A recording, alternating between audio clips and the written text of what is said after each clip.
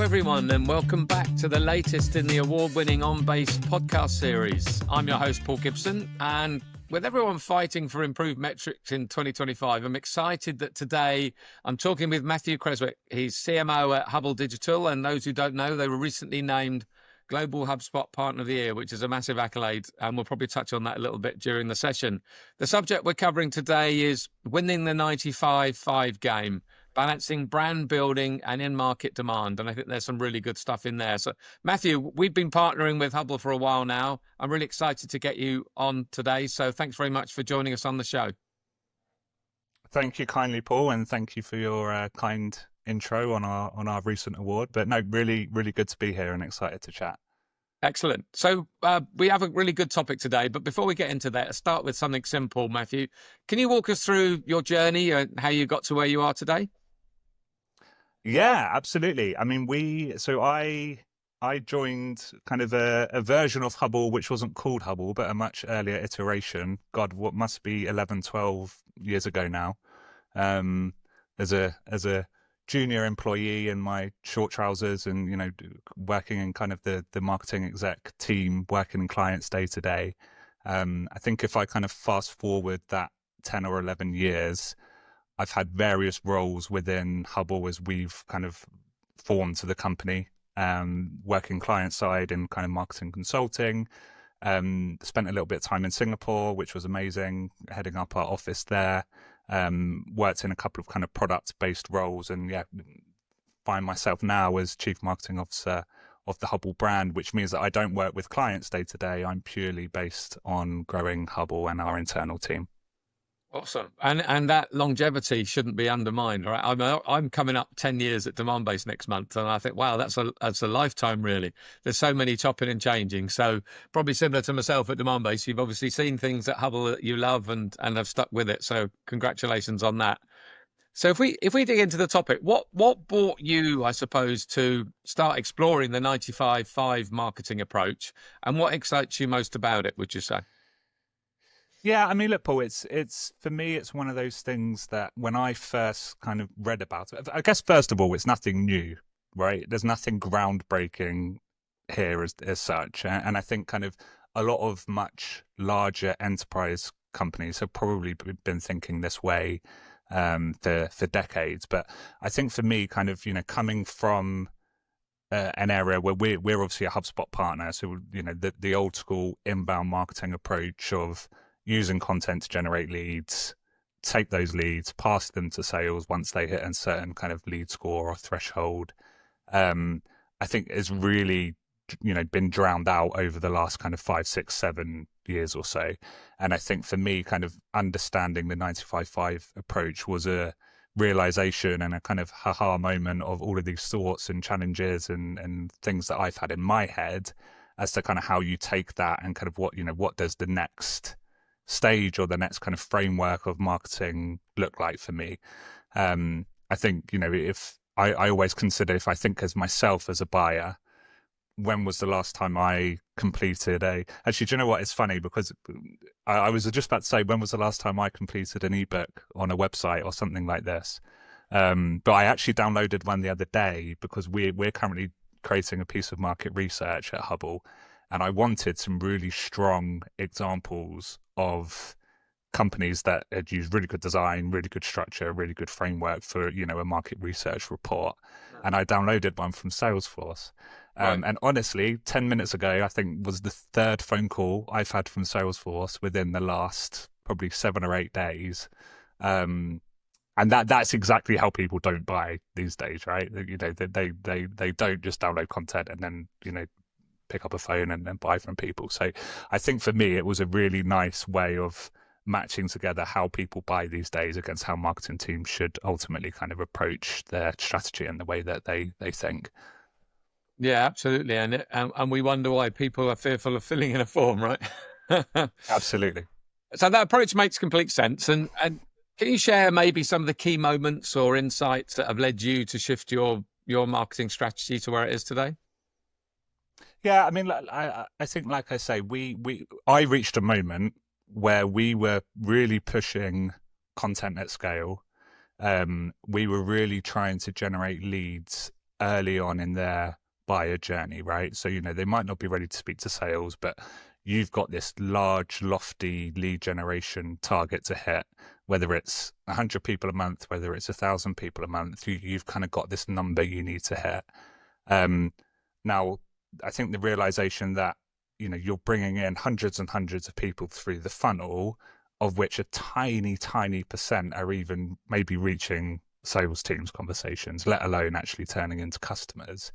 And I think if you compare that to the customers or the leads that come to your website, and the first interaction with you is them completing a contact us form, I guarantee the conversion rate on those people compared to your thousands of people who have downloaded ebooks and guides, and even to an extent, attended webinars and this kind of thing, that contact us route is by far the best conversion rate.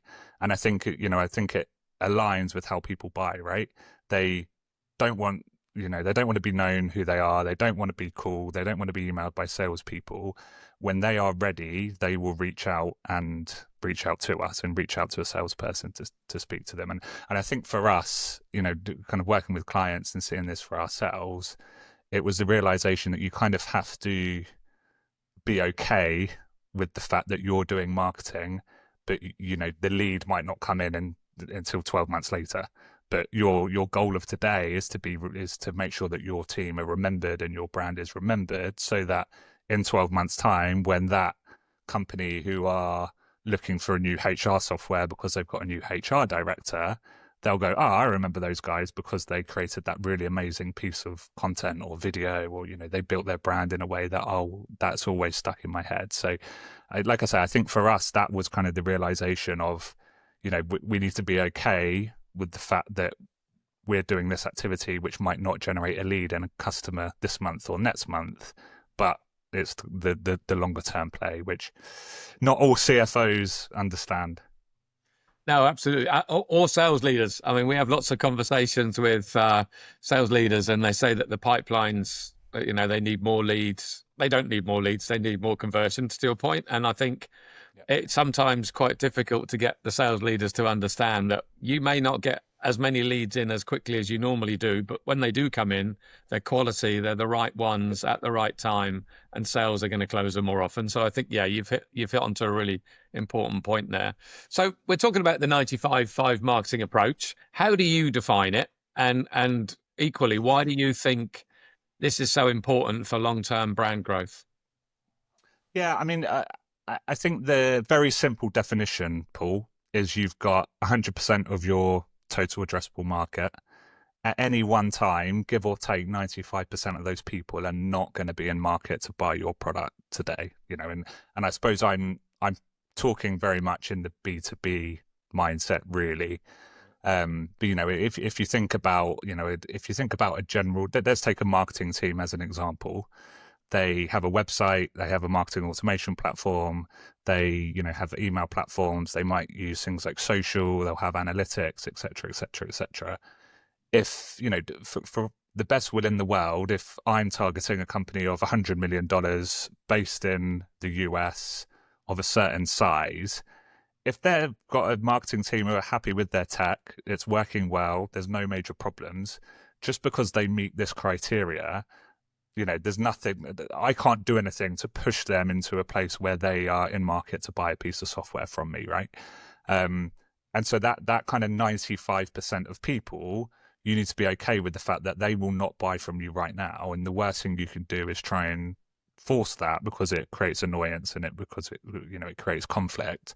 But what you can do is try and be remembered and entertain. And, so when perhaps they are looking for a new piece of marketing automation platform, a new marketing automation platform, or they've got a new marketing director who wants to change the team up and, change strategy, there's those kind of trigger moments where change happens. And when those trigger moments happen and change happens, you've got to try and be the person that they go to, because they've remembered your brand from all the various, pieces of content and videos and really kind of memorable experiences that you've been able to create. If you look at the 5% of people in market, it's kind of more the kind of old school marketing of how the hell do you find out who those people are quickly and engage with them quickly. I think tools like Demandbase are fantastic at this, because things like intent data is a really good signal. Things like paid media, even, the most basic thing like a website visit can give you a good trigger as to kind of, is this person in market or not? So for me, it's kind of, I don't necessarily think, I think in a lot of bigger, much, much bigger companies, you have demand-based teams and you have brand teams. I think if you kind of scale that back slightly to, a kind of mid-market team size, they're realistically going to have one marketing team which needs to do both.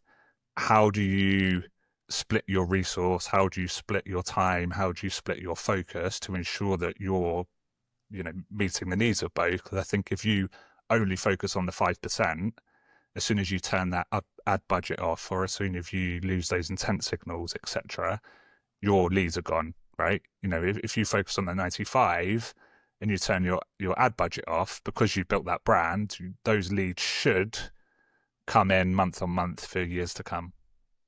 Yeah, I think you're right. And also going back to your earlier point, I think knowing where those prospects are on the buyer journey is so important as well. So if you get someone that, maybe they have through intent shown some sort of buying signal, but they've never been on your site, never engaged with your brand, never spoken to anyone in the business. Don't give that to the SDRs or sales. That's where marketing have to do, as you say, warm them up, get them to know that you're a company that when they're ready, they should talk to.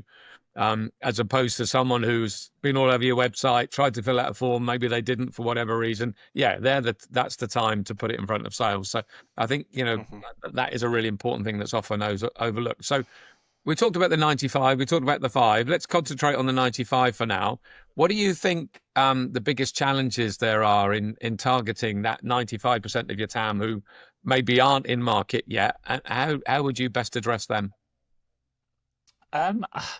Look, I think it's a mindset thing for starters, right? And I think that mindset thing starts with your marketing team, but you have to do a ton of kind of internal communications with stakeholders in your business ultimately, because you're basically sitting there and you're saying that I'm okay with the fact that we're doing marketing today that can't necessarily, and that involves spending money, which could be spent elsewhere. But we're doing that today and accepting that it might not be able to be measured that well, doesn't have a direct attribution, and we might not see the return on investment in the next quarter, if you want to call it that, right?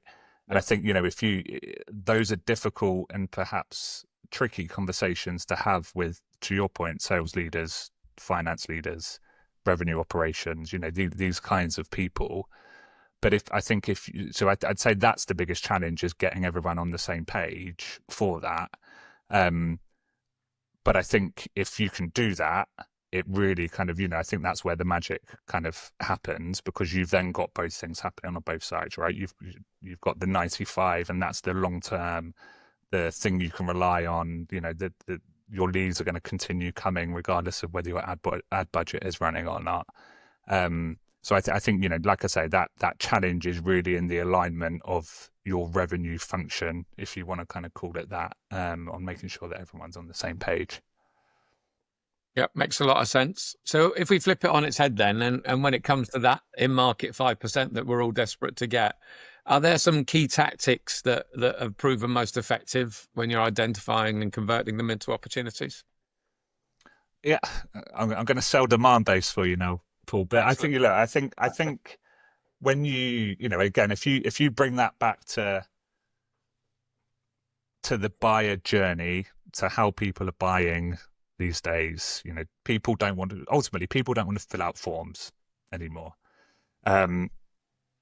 I think, they don't want to be called, they don't want to be sent cold emails, all of this kind of stuff. They want to be anonymous up to a point where they're happy and content with having a conversation with a salesperson.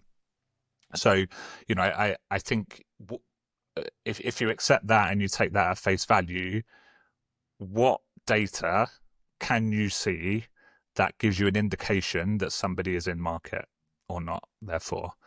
And I think obviously intent data, obviously demand base, kind of lead on this. There's obviously other kind of companies that do similar, but the fact, if you can get your hands on a platform that tells you, first of all, which accounts are visiting your website, but second of all, which accounts are searching for some pretty core keywords to you, may not be on your website, but if they're searching the wider web for those solutions, it gives you that indication that they're in market, right? So I think that's kind of a starting point, and I think there's different levels of software, or there's different levels of investment that you can use on this. So, an easy example is HubSpot have recently launched a tool called Breeze Intelligence, which is starting to tell you which accounts are visiting your own website. So, I think that's a relatively entry-level intent data tool that if you're a HubSpot user, you could use today. I'm sure Salesforce and Dynamics, etc., have similar pieces, but that's a relatively entry-level piece. If you scale that up to something like demand base, where you're able to track specific keywords of people searching in the broader web, not just on your website, I think that's a very good place to start. I suppose, secondly, really getting into the nitty-gritty of your own website analytics. I think probably one of the we're all so stressed and so worried about generating net new leads and net new logos. Our own marketing database is sometimes kind of a forgotten field of opportunity, if you want to call it that. And I think even simple things like, okay, most companies have a blog notification email that goes out every week or every month. Who is clicking on that? What are the triggers that you can easily set up to say, okay, this person's clicked on the last 3 of these over the last 3 weeks, and all of those emails are to do with a certain solution or a certain product. It kind of is building this picture. And then I think kind of the last place, like I've said a few times, what happens if you turn your ads off? If you turn ads off, are you continuing to generate leads because your brand has been built so well? And I think, if you're using ads as a really core kind of, bottom of the funnel, really, really high intent keywords piece, you're able to take accounts in market, accounts potentially looking for your solution, accounts on your website. If you're able to drive bottom of the funnel and, with some really good conversion points to those people, I think that's a strong starting point, if you want to call it that, for kind of a really targeted 5% play. Yeah, absolutely. And I think that advertising is a conversation we talk a lot about, because there's still a lot of businesses in the B2B space that act like a B2C, and they'll advertise here, there, and everywhere to anyone and everyone in the hope that some of it gets to the right people, which that can create the mess we were talking about, like a pipeline full of opportunities you don't want. There's no value in someone you can't sell to spending time on your website. So I think having that ability to be focused and saying, they're the only companies we're interested in, they're the only ones we want to advertise to, is also a big play. So you mentioned intent. So let's stick with that for a minute. And how would something like intent play into your strategy for balancing longer term brand building with immediate lead gen? Yeah, I mean, look, so what intent is really good at is showing you which accounts are in market right now. I think that's great. You can target BDRs and SDRs and salespeople and this kind of thing at trying to kind of build accounts and ultimately kind of try and reach out and engage with those accounts over time. I think, if you want to kind of balance that against that kind of 95 brand building piece, if you took ads as a tactic, I think ads has a place across both the 5 and the 95, right? It's not just right, let's run ads at people in market who I've shown intent so that we can try and convert them into a sales call or a contact us form or something like this.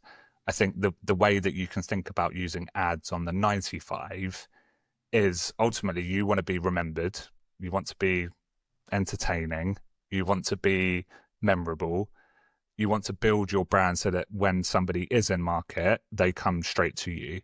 So, I think it's a feasible approach here would be to take, okay, what does my general market look like? What companies do I tend to target? Is it industry? Is it size? Is it region? It's probably all of those things.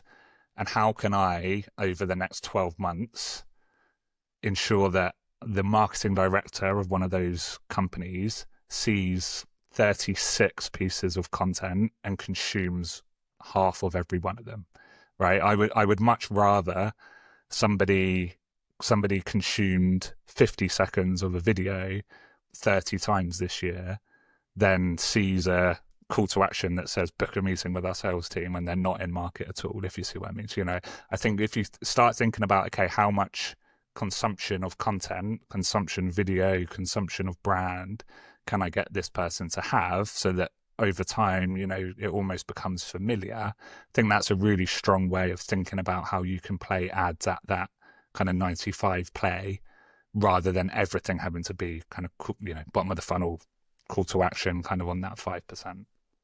Yeah, it makes a lot of sense. And it's interesting. We have lots of conversations around, do you gate content or not? If you don't gate it, how do you know that they've seen the content? Well, obviously, I'm going to plug tools like Onbase, which allow you to identify that business has looked at it without them having to fill in a form. But I think, similar to yourself, I'd much rather have 50 people from an organization read that piece of relevant content rather than just the one who filled out a form. So I think there's lots of different intricacies you can get into. Obviously, we're talking about the 95, the 5, and we're talking about the different methods of engaging with these people. How do you ensure there's a consistent message across all of these different touch points so we can start to build that trust with the broader audience? Yeah, I think this comes down to general.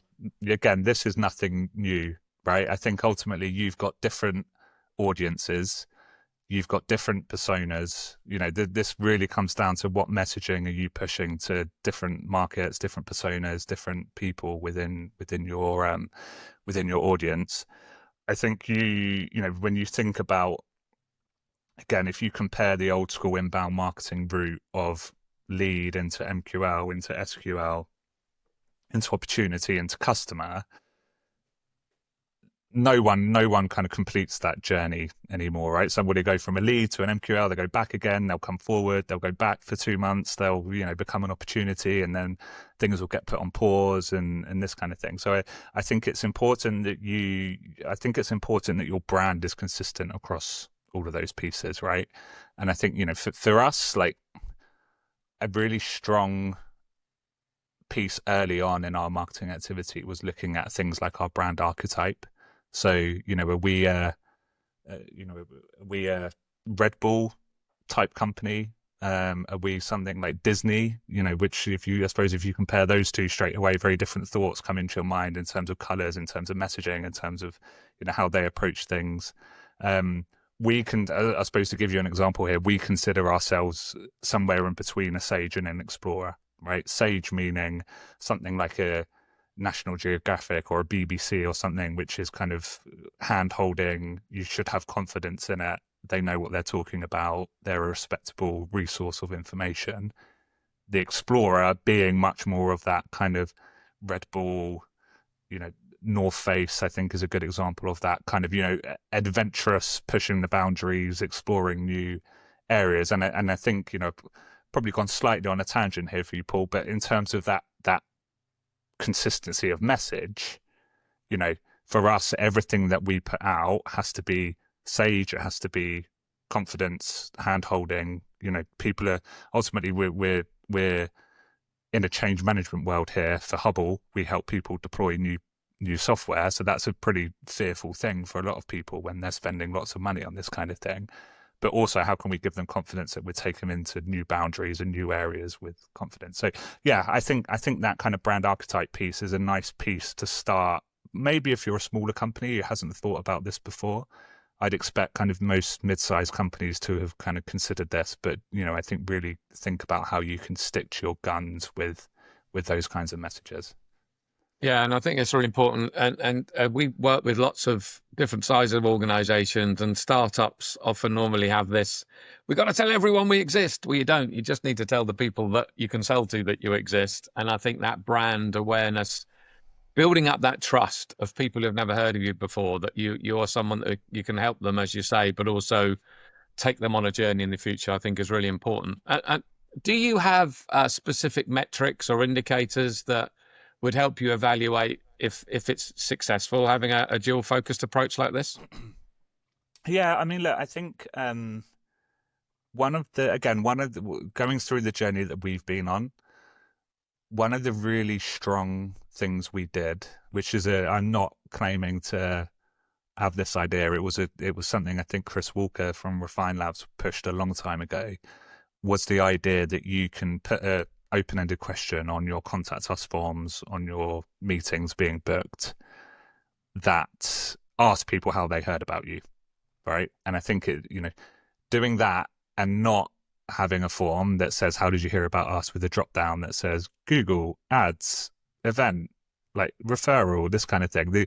You would be amazed at the answers you get from, and I think they scale from Google search or, I found you on a directory through to my friend Janice, who works for this company, recommended you because she'd heard of X, Y, and Z. And I think it's those kind of, qualitative data answers you're getting that really start telling you, is the podcast that you're running actually having an effect on your brand and people finding out about you?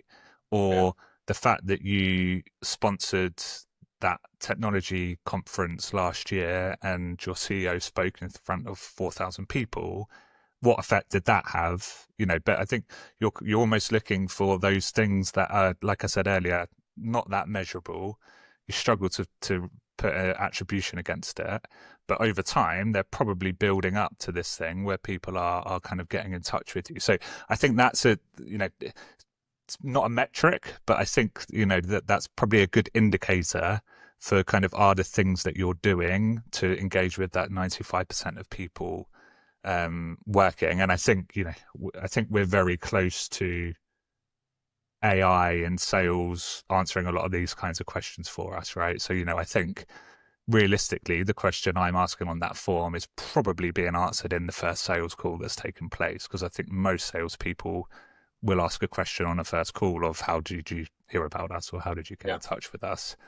And I think we're very close to AI picking that up and probably filling in that piece of information for the marketing team. But I'd say right now that's a really good indicator that you can start with.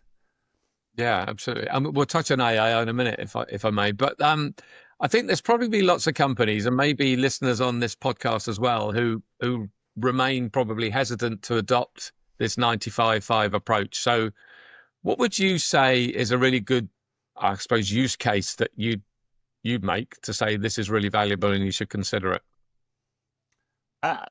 Think about yourself, right? Think about how you buy something, whether it's for yourself in a B2C world of you buying something online, or if you buy a pair of trainers, realistically you're buying the brand that you've liked the look of, that you've liked the adverts of, that this kind of thing.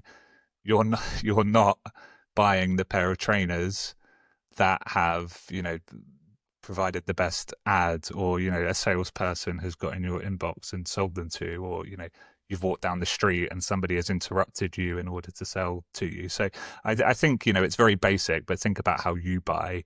And if you flip that into a work environment, even still, if you're buying a piece of HR software, that's cool, it's a very basic example. Yes, people do things like Google, or search for what are the best performing, what are the most recent, what are the kind of the fashionable, if you want to call it that, HR softwares to deploy these days.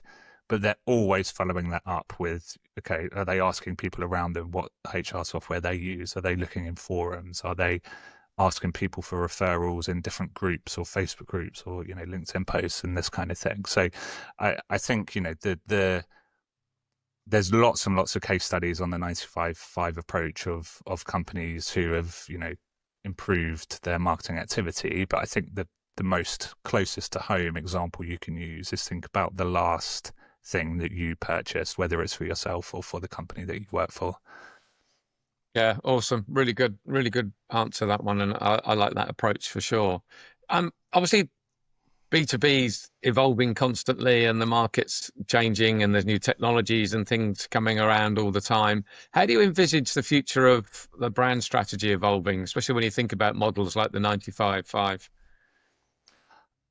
Look, I think brand is becoming stronger and stronger, right? And again, I think I probably started our conversation, Paul, by highlighting that none of this is anything new, right? It's just, we go through these phases of how people buy, how technology is used, how buyers are interacting and complementing technology usage.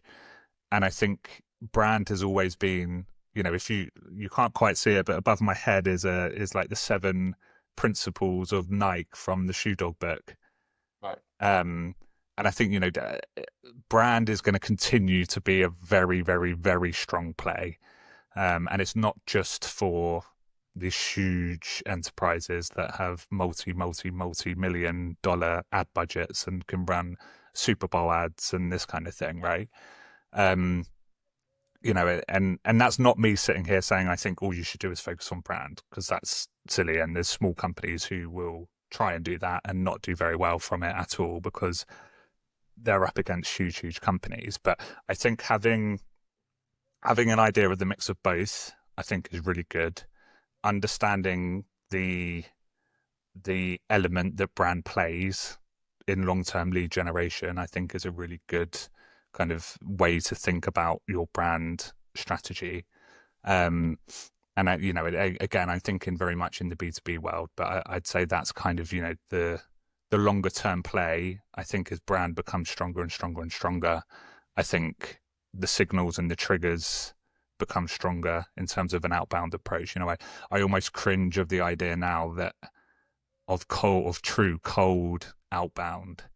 I have no idea if this person's in market. I have no idea if this person's ever been on our website, but I'm going to send them an email and follow up 4 times just in case they're in market. I think that world is very quickly kind of, being left behind. Yeah, I think you're right. And I think if you don't have the sort of insight to help you to take something like this, you really are basing your strategy on fingers crossed and guesswork, which none of us want that uncomfortable feeling. I think we mentioned it very briefly. AI is going to change the world. How do you think it might change account-based go-to-market approaches? I'm sure you could answer this as well as me, Paul, I think, but from, the insights that you guys have, I think the one area for me is around personalization when it comes to kind of account-based outreach and AI. I think, there's various ways to think about account-based activations. You've got kind of, this total addressable market, which is loads of companies. How can I kind of target them individually to try and kind of drive them down a funnel? You've almost just got this kind of like one to a few, which is, right, I've got these 20 accounts. What common solution, challenge, message can I get in front of them to drive them down a funnel? And then I think you've got this kind of one-to-one play, which is, okay, I want to sign that customer or that business as a customer because they're a perfect fit, spot on industry, region, size, challenge, etc.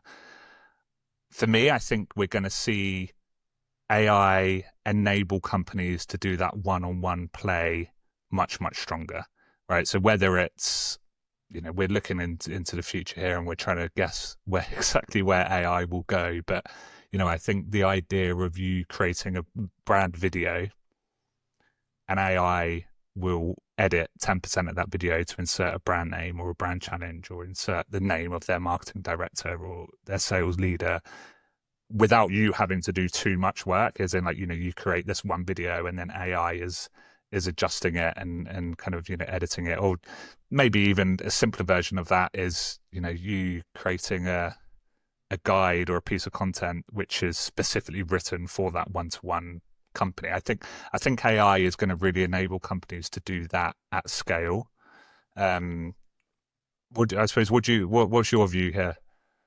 Well, yeah, it's funny because I have conversations with people then, and they say to me, "Is AI going to replace people?" I always say no, but people using AI will replace people who aren't using AI. So I think that's important. I think I see it as all of those manual, time-consuming tasks of trying to, as you say, get data and put it into a format that you understand and identify those nuggets within it. That's where I see immediate benefits, and I will drop it in there that demand-based, as you know, just released agent-based that is all around exactly that. How do I take those time-consuming tasks? So actually, as a marketer, I can think about what to say to them rather than, and then the next iteration, as you say, is actually let's tell you what to say to them. So from a marketing perspective, you can do marketing rather than all the manual stuff. But I think AI is here to stay. I think it's going to be, if it's used in the right way, it's going to be hugely valuable and time consuming. So yeah, I think it's like, do you use AI in your day to day at all today, or? Yeah, I mean, look, I suppose we have various agents running that do things like keep us on brand and keep us on message, and that kind of thing from a content perspective. We've used it quite extensively in creative, where I've seen a really, like, I think creative is a really nice space where you can create something that wasn't possible, or a type of creative that you can now use, especially in the video world, of things that would have taken huge budgets and huge spend and huge amount of time. And then I think the other area we're using it is more in the kind of trying to gain insights into information that you would have had to do very manually previously. So whether it's AI being able to pick up that actually this opportunity that you're working on, because of this one sentence that a decision maker made on a call 2 weeks ago, actually, like, we think that's probably not as, we're not as confident on this opportunity now as we were. I think that's an area where we're seeing that you can start to spot things almost before your sales reps or service reps or whoever it may be are almost spotting that things are going under or things aren't progressing as they like. Yeah. I saw an interesting LinkedIn post, which I did share, but it was a while ago now. So I'm going to paraphrase and I might not get it quite right, but it was basically around AI enabling me to paint a picture quickly and summarize a book isn't what I want, because that gives me more time to do ironing and fixing the car, which I don't want to do. I want AI to fix the car and do the ironing, so I have more time to paint pictures and read books. So I Yeah. thought it was an interesting take on it. You come across as someone who consumes lots of content. Is there a book, there a blog, any newsletters, podcasts that you'd recommend our listeners look out for? God, a lot, but I think in the AI world, I would definitely consider following people like Dharmesh Shah. Kieran Flanagan at HubSpot has a really good newsletter that he sends out kind of every week or so, which is, I suppose, trying to layman terms how you can start to use these agents and stuff for your day to day. Probably like one of the cool ones for me is I'm part of a marketing community called Exit 5, which is run by Dave Gethart, who's ex Drift, HubSpot. I'm sure there's a couple of others in there, who has a community, which again, if I go back earlier to how do people buy these days, the amount of times in there you see people asking, should I pick HubSpot or Salesforce, or should I use Hootsuite or another social tool, or these kinds of questions. So that's a really good place. It's like, I think it's like $20 a month or something like this. And then I've probably my other like go to is definitely I referenced it earlier, but Shoe Dog, the Nike book, is a phenomenal read to think about brand, sticking to messaging, consistency, having something to say, what kind of archetype are we? If you haven't read that book and you're working marketing, I'd highly recommend it. Awesome, thank you. So I think communities is getting bigger and bigger, right? And the other one that's always interesting to me is the majority of people. I am going to say the majority of people who speak to now. Oh, how did you find out about us? Looking on ChatGPT and these channels, they're not looking on Google anymore. It's a changing world, and I think there's a whole area that needs looking into. I think from a marketing perspective as well around that. But Listen, Matthew, you've been an awesome guest. I'm sure there's an argument for another follow-up session with you because I think we've only scratched the surface here. But a cheeky ask, if I may, could you share the names of maybe 2 or 3 inspirational people in the space we're in that you recommend we should bring onto this show in the future? Realistically, can we get them on? It depends what your budget's like, Paul. But well, you've taken most of it, as you know, Matthew. So. Look, I think in the conversation that we're having, and I think in the frame of mind of 95.5, and I suppose I'm thinking here, how do you balance demand gen against brand? I think Seth Godin is an old school play of purple cow thinking. How do I stand out? How do I be different from all of my competitors? How do we like to say, how do you zig when others zag? If you're copying your competitors, then you're not building that brand that's going to be rememberable and this kind of stuff. So I'd say, there's certainly books from Seth Godin that I think are evergreen in terms of how long, they'll be useful and be read and be implemented for. I'd say that the other one for me, and I almost cringe when I say it, but Gary Vaynerchuk was somebody that when I saw him speak at Inbound in 2016, I think it was. And I think to an extent, you need to be able to kind of get past the kind of inspirational, quotes driven piece of him. But I think if you kind of consider the message that he gets across of you have to be creating content at scale, you have to have confidence in it. You have to continue doing it, even though it's not showing returns, because none of this is a quick fix, right? I think, again, if you hear his story about how long he was creating kind of content around wine for 6-7 years and getting 20 YouTube views and 100 YouTube views and this kind of thing. And I think for some industries and plays, like it can take years before something really kicks off and drives. But I think that's a really nice way to think about how you should create content at scale, longer term, trust the process kind of thinking. Awesome. Yeah, we'll definitely try and get them on. Gary might be a challenge, but we'll certainly have to go. So appreciate that. So obviously listeners on this will have, as you said, scratched the surface and may want to know more. How would you best like people to get in touch with you after the podcast? LinkedIn is probably the best place to find me, Matthew Creswick, CMO of Huble. And otherwise, hope to be at quite a few London marketing and sales events this year. So LinkedIn's probably the best place, but I'm always up for a coffee at a central event if possible. Awesome. That's great.